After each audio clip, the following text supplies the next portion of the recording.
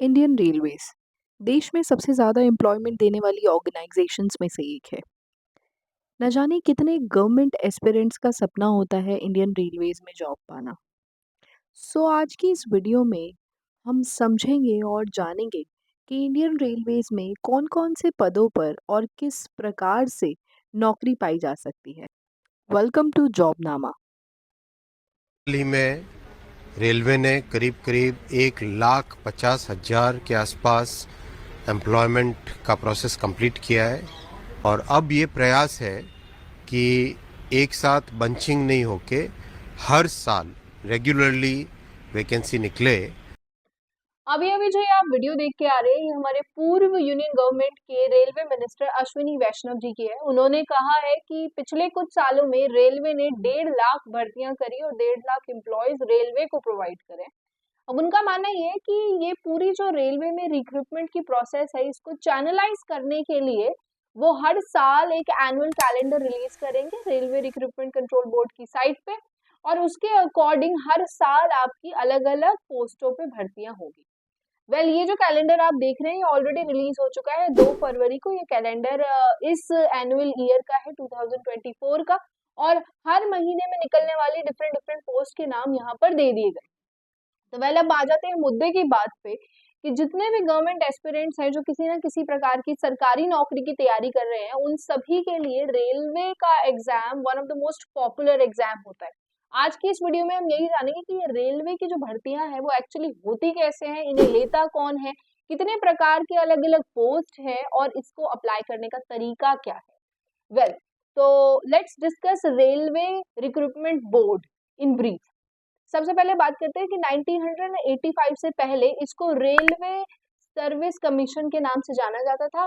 फिर बाद में इस पूरी प्रोसेस को चैनलाइज करने के लिए एक कंट्रोल बोर्ड बनाया गया, रेलवे रिक्रूटमेंट कंट्रोल बोर्ड, जिसकी स्टैब्लिशमेंट 1998 में की गई, जिसके अंडर ये 21 अलग अलग आरआरबीज आते हैं। आप स्क्रीन पे देख पा रहे हैं, ये अलग अलग तरीके के 21 डिफरेंट लोकेशन में पाए जाने वाले रेलवे रिक्रूटमेंट बोर्ड है। अब बात करते हैं कि इस आरआरबी में कौन कौन सी वैकेंसीज हैं जो बहुत ज्यादा पॉपुलर है और कौन से बड़े एग्जाम हैं जो करवाए जाते हैं। सबसे पहला जो पॉपुलर एग्जाम आता है, इसके अंदर आता है आरआरबी एनटीपीसी। आरआरबी एनटीपीसी बहुत ही ज्यादा पॉपुलर एग्जाम है, नॉन टेक्निकल पॉपुलर कैटेगरीज। फिर आता है आपका RRB JE junior engineer, RRB assistant loco pilot, जिसे आरआरबी एएलपी के नाम से भी जाना जाता है। फिर आता है आपका आरपीएफ यानी कि रेलवे पुलिस फोर्स, जो सब इंस्पेक्टर और कांस्टेबल इन दोनों की भर्ती करवाता है। बहुत सारी पैरामेडिकल पोस्ट पे रेलवे रिक्रूटमेंट बोर्ड भर्ती करवाता है। आपकी मिनिस्ट्रियल जॉब्स होती हैं, टेक्नीशियंस की जॉब होती है, और आपकी ग्रुप डी जिसे लेवल 1 के नाम से भी जाना जाता है। ठीक है, ये सारी है बहुत सारे पॉपुलर एग्जाम जो आरआरबी करवाता है। अब थोड़ा सा ब्रीफ में जान लेते हैं कि ये एग्जाम एक्चुअली होते क्या है। तो हम सबसे पहले शुरू करेंगे सबसे पॉपुलर एग्जाम की, आरआरबी एनटीपीसी। अब railway recruitment board non technical popular categories, ये 2 तरीके से एग्जाम लेता है। एक होता है आपका अंडर ग्रेजुएट लेवल और एक होता है आपका graduate level. Under graduate level जो है आपका वो +2 पर होगा, और जो ग्रेजुएशन लेवल है उसके लिए आपको ग्रेजुएशन चाहिए होगी। अब आप ये प्रश्न मुझसे कर सकते हैं कि आरआरबी एनटीपीसी के अंदर कौन कौन सी वर्क प्रोफाइल होगी, किस तरीके की जॉब्स आपको दी जाएंगी। तो वो जॉब्स कुछ इस तरीके से है कि जब आप आरआरबी एनटीपीसी का एग्जाम देंगे तो आपको क्लर्क की जॉब मिल सकती है, ट्रैफिक असिस्टेंट की जॉब मिल सकती है, गुड्स गार्ड की जॉब मिल सकती है, स्टेशन मास्टर की जॉब मिल सकती है, एंड सो ऑन। ठीक है, अब हम बात करते हैं दूसरे मोस्ट पॉपुलर एग्जाम की, जो कि है आपका आरआरबी ग्रुप डी, जिसे लेवल 1 के नाम से भी जानते हैं। ये भी एग्जाम आपका कुछ इस तरीके की पोस्ट आपको प्रोवाइड करता है आफ्टर द सिलेक्शन, जिसमें से आपका attendant, gate keeper, porter, helper, points master etcetera. Right, अब बात करते हैं हम ट्रेन को चलाने वाले ड्राइवर की, कि भाई ट्रेन को चलाएगा कौन, और उस एग्जाम को हम कहते हैं assistant loco pilot, RRB ALP. Work profile very simple, आपको पता है आपको ट्रेन चलानी है। अब आता है इसके बाद में आपका सबसे popular exam RRB JE junior engineer, क्योंकि रेलवे में इंजीनियर्स की भी आवश्यकता है। तो अब बात करेंगे हम लोग पैरामेडिकल जॉब्स की। पैरामेडिकल जॉब्स में बहुत सारे अलग अलग तरीके की कैटेगरीज होती हैं जिन पे आपको बाद में पोस्टिंग दी जाएगी। अब आता है आरआरबी, आरपीएफ। भाई आप पुलिस में जब आप ट्रेन के डब्बों में जाते हो तो आप देखते हो कि बहुत सारे कांस्टेबल्स जो हैं वो ट्रेन में खड़े होते हैं, वो रेलवे पुलिस फोर्स के ही लोग होते हैं। तो इनकी रिक्रूटमेंट भी यही बोर्ड करवाता है, सब इंस्पेक्टर्स भी होते हैं इसके अंदर। तो ये सब आपने देखा होगा। अब बात आती है टेक्नीशियंस की, तो आरआरबी अपने लिए टेक्नीशियंस की रिक्रूटमेंट भी करता है।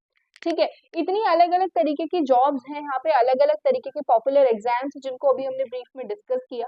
अब हम बात करते हैं कि कौन सी वैकेंसीज जो दिए गए कैलेंडर को जो आप देख रहे हो उसके अकॉर्डिंग कौन सी वैकेंसीज है जो ऑलरेडी आउट हो चुकी हैं। तो देखिए अभी एज ऑफ नाउ जो दो वैकेंसीज हमारे पास आउट हैं वो है हमारी टेक्नीशियंस की और हमारे असिस्टेंट लोको पायलट। अब बात आती है कि इतनी सारी पोस्ट के लिए हम अप्लाई कैसे करेंगे, कहाँ करेंगे, क्या प्रॉपर चैनल है। तो जब आप अप्लाई करने जाओगे तो सबसे पहले आपको रेफर करना है सेंट्रलाइज्ड एम्प्लॉयमेंट नोटिफिकेशन। ये आपको कहाँ मिलेगी? ये मिलेगी आपको आरआरसीबी रेलवे रिक्रूटमेंट कंट्रोल बोर्ड की वेबसाइट पे, जो एक वेबसाइट है। फर्दर अगर आप 21 वेबसाइट्स पे भी देखोगे डिफरेंट डिफरेंट रीजन की, तो आपको वहां पर भी ये मिलेगा। इसके बाद में आपको क्या करना है, एक आईडी बनानी है, उसके बाद में आपको अपना फॉर्म भरना है, और देन फॉर्म भरने के बाद ही आपको एक पर्टिकुलर रीजन सेलेक्ट कर लेना है। इस बात का ध्यान आपको देना है। एक पोस्ट के लिए, एक ग्रेड पे के लिए आप केवल एक ही रीजन से फॉर्म भर सकते हो, ये चीज आपको ध्यान देनी है। ऐसा नहीं है कि आपने मल्टीपल रीजन चूज करें, only one reason can be selected at a time for one grade pay और for one post given in the CEN. CEN क्या है आपका? Centralised employment notification, correct. So ये था आपका पूरा प्रोसेस कि आरआरबी में कौन कौन सी पोस्ट होती है, उसके लिए अप्लाई कैसे करते हैं।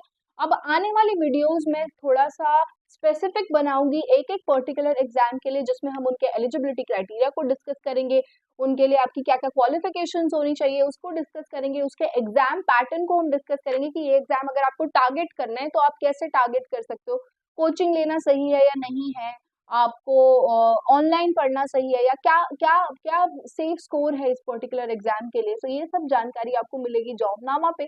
तो अगर आपको आप या आपका कोई भी दोस्त इस तरीके के एग्जाम की तैयारी कर रहा है या फिर किसी भी गवर्नमेंट जॉब से रिलेटेड उनको इन्फॉर्मेशन चाहिए, so this platform is right for them.